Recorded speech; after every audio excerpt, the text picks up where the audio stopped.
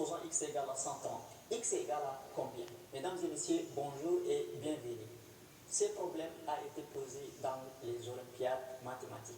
On va voir aujourd'hui comment résoudre pas à pas et de la manière la plus simple possible. Alors, on va d'abord prendre notre équation, résolvons. Donc, c'est une résolution, donc résolvons. Bien. 8 exposant x plus 2 exposant x égale à 130. La première des choses qu'il faut faire, c'est de décomposer les 8. Donc, on a besoin de décomposer 8, c'est égal à 2 fois 2 fois 2. Donc, 8 s'écrit 2 au cube. Donc, à la place de 8, je remplace par 2 au cube.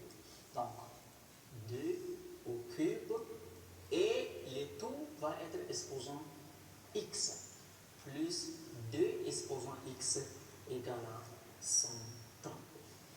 Bien, l'étape suivante, on va appliquer cette propriété. Si nous avons a à la puissance m, le tout puissance m, donc il y a puissance décomposante. à l'intérieur et à l'extérieur. Je peux permuter La permutation de n à la place de m le tout puissance à m à la puce. Voilà, parce que la multiplication est commutative. Entre Ici, parenthèses de le m. tout puissance n, ça donne a à la puissance n fois m. Donc j'ai le choix de l'écrire a à la puissance m, le tout puissance n, de cette manière. Donc ici, les 3, je les mets dehors, et les x, je les mets dans la parenthèse.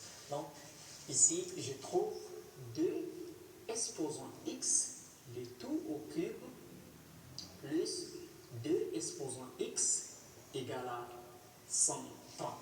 Et là, j'ai des exposants x ici, des exposants x ici. Donc, j'ai besoin d'utiliser le changement des variables. Alors, si tu es là jusqu'ici, n'oubliez pas de liker la vidéo et de t'abonner. Bien. Ici, on va dire, posons grand x égale 2 exposants x. C'est-à-dire, à la place de 2 exposants x, je remplace par grand x. Ou bien 2 exposants x égale à grand x, c'est la même chose. Donc, j'obtiens, on aura quoi? Grand x. Ok? Plus grand x égale à 130. Bien. Qu'est-ce que je fais? Je vais ramener les 130 par ici. Moins 130. Moins 130. Donc, x au cube, tant pour moi, plus grand x, moins 130 est égal à 0. Et là, c'est devenu une équation du 3e degré. Mais je ne vais pas quand même chercher la racine évidente, faire soit la C'est une équation du premier degré. ou la méthode de coefficient indéterminé pour chercher à factoriser ça. Je vais utiliser intelligemment une méthode qui va me permettre de faire la factorisation. En quoi faisant? Je vais prendre les 130, je décompose. Donc, 130, je ne les décompose pas en produit de facteurs de nombre premier, mais je fais à ce que j'obtienne un résultat qui me satisfait. Donc, 130, ça peut donner 13 fois 10. Mais 130, ça peut donner aussi 26 fois 5. Donc, c'est le 26 fois 5 que je vais utiliser pour décomposer les 130. Pourquoi je ne prends pas les 13 fois 6? Parce que mon objectif ici, c'est de décomposer et de trouver des facteurs communs. Mais dans les 13 et 10, les facteurs communs ne sont pas évidents comme dans le 26 et fois 5. Donc, vous allez vous rendre compte tout de suite pourquoi est-ce que j'ai choisi le 26 fois 5. Or, x ici, là, je vais utiliser parmi les nombres que j'ai décomposés là, une opération qui me ramène à x ici. Donc, je peux dire 26 grand x moins 25 grand x, c'est ça qui me donne le grand x qui est ici. Donc, à la place de x ici, je prends 26 grand x moins 25 grand x. Je mets ici. Et là, le 130, je le remplace par quoi?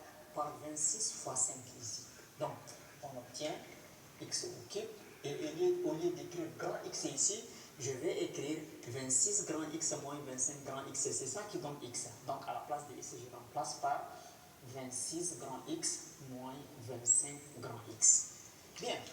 Moins 130. Le 130, c'est 26 fois 5. Ok. Donc, j'écris 26 fois 5 égale 0. Bien. Maintenant, ici, j'ai besoin d'écrire x au cube et le moins 25x, j'écris à côté, plus le 26 grand x moins 26 fois 5 égale 0. Qu'est-ce qu'on fait? On décompose. Donc, le x au cube, c'est égal à x au carré fois grand x. Donc, et le 25x, c'est égal à 25 fois grand x. Plus le 26x, ça donne 26 fois grand x. Et ici, nous avons 26 fois 5 égale 0. Là, nous avons des facteurs communs. C'est-à-dire, nous avons ici x comme facteur commun. Là, on a 26 comme facteur commun. C'est-à-dire que j'ai divisé mes termes là 2 à 2. Ceux-là sont deux termes à côté que je vais factoriser entre eux, et ceux-là aussi sont deux termes entre eux que je vais factoriser entre eux. C'est pourquoi ici là je mets x facteur. Donc x facteur, ici il y aura grand x carré moins 25, bien, plus, maintenant ici 26 comme facteur commun, je prends 26 facteur et j'aurai x moins 5 égale 0. Bien, donc permettez-moi d'effacer ici. Qu'est-ce qu'on obtient? On aura ici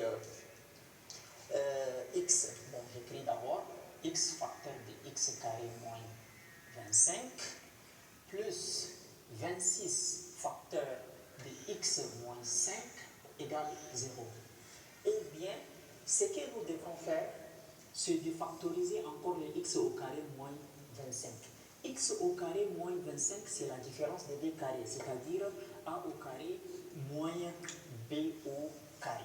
Donc, ça ressemble exactement à a au carré moins b au carré. Donc, x carré, ça donne grand x les taux au carré, et le 25, c'est 5 les taux au carré. Donc, la forme factorisée de a carré moins b au carré, c'est a moins b facteur de a plus b. C'est-à-dire que la forme factorisée de x au carré moins 25, c'est x moins 5 facteur de x plus 5. Bien, je vais devoir remplacer le x carré moins 25 là par x moins 5 facteur de x plus 5. Donc je trouve ici x facteur de x moins 5 facteur de x plus 5 plus 26 facteur de x moins 5 égale 0. Bien. Maintenant, on a deux termes. Dans chaque terme, il y a un facteur commun qui est le x moins 5, x moins 5. Je vais prendre x moins 5 facteur. Maintenant, comme il y a d'autres facteurs qui se trouvent dans la parenthèse, j'écris crochet. Donc ici, il reste x facteur de x plus 5 plus 26. N'est-ce pas? C'est ça qui donne 0. Bien. Maintenant, on trouve x moins 5 facteur x fois x, ça donne x au carré, x fois 5, 5x, plus 26 égale 0. Donc, quand on a un produit de facteurs égal à 0, ça veut dire que l'un des facteurs égal à 0 ou l'autre facteur égale 0. Donc,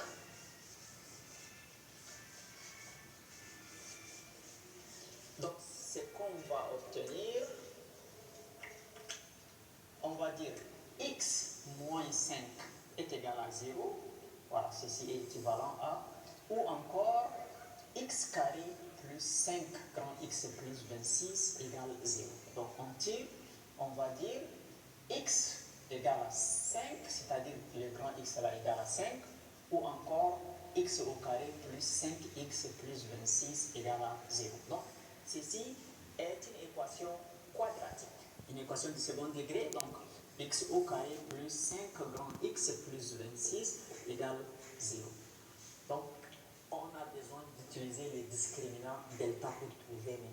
solutions de cette équation. Donc, posons A, c'est 1, B, c'est 5, C, c'est 26.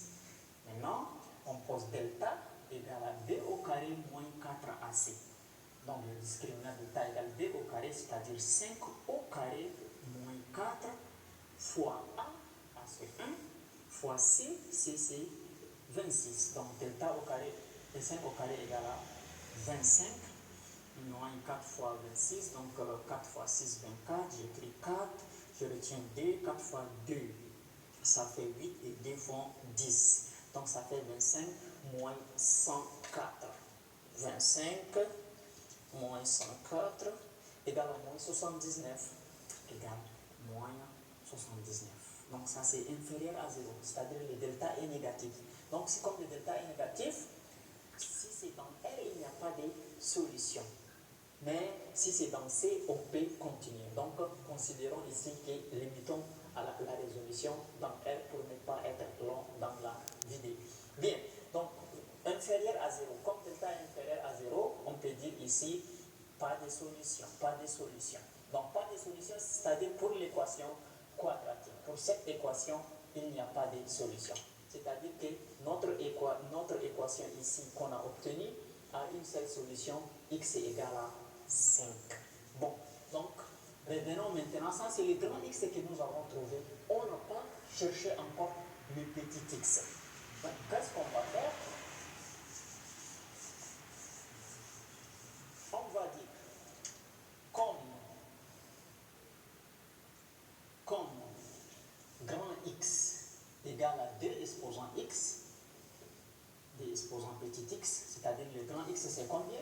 Le grand x c'est 5, donc c'est-à-dire 5 égale à 2 exposant petit x, ou encore 2 exposant petit x est égal à 5. Ok, maintenant je vais utiliser la relation logarithmique. Le logarithme. Donc, qu'est-ce que la relation logarithmique dit? Si vous avez, je ne sais pas, log